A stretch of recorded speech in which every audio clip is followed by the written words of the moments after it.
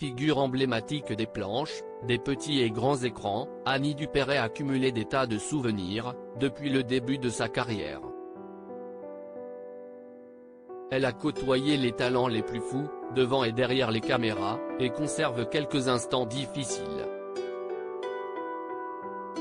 Notamment durant l'année 1974, alors qu'elle tournait avec Jean-Paul Belmondo, pour Alain Resnais dans le film Stavisky, la comédienne s'était notamment frottée à un sacré challenge, jouer l'épouse d'un homme qu'elle ne pouvait absolument pas supporter. Ils ont fini par partager une jolie amitié, et la disparition de l'acteur, le 6 septembre 2021, a été une épreuve. Mais à l'origine, Annie Dupéret était complètement allergique à Jean-Paul Belmondo. Je dois avouer que le courant n'est pas passé entre nous, explique la jeune grand-mère dans les colonnes du magazine Téléstar. Cela malgré ce que m'avait laissé entendre son ami, le maquilleur Charlie Coubesserian, que je connaissais bien, et qui fut catastrophé du climat entre nous.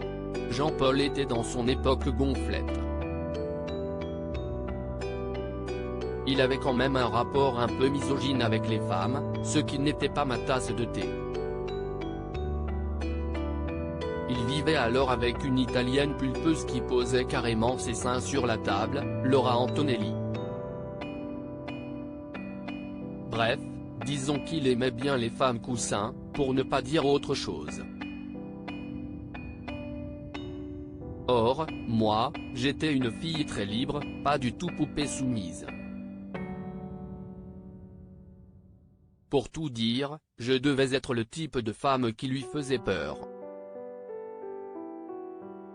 Je suis allé le voir et lui ai dit à quel point nous avions été cons. Les choses étaient certes tendues entre ces deux-là sur le tournage du film Stavisky, mais le temps a fait son travail et apaisé les tensions.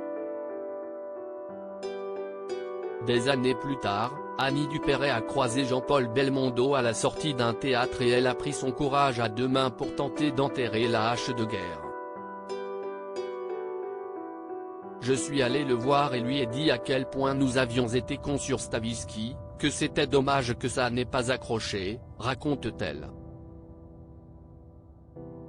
Eh bien, à partir de ce jour-là, il est venu me voir à chaque fois que je jouais sur scène. Nous mangions souvent ensemble. Une grande amitié est née entre nous, qui ne s'est jamais démentie jusqu'à sa mort. On avait enfin passé l'âge de la séduction et des enfantillages. Retrouvez l'interview intégrale d'Annie Dupéret dans le magazine Téléstar, N° 2398, du 12 septembre 2022.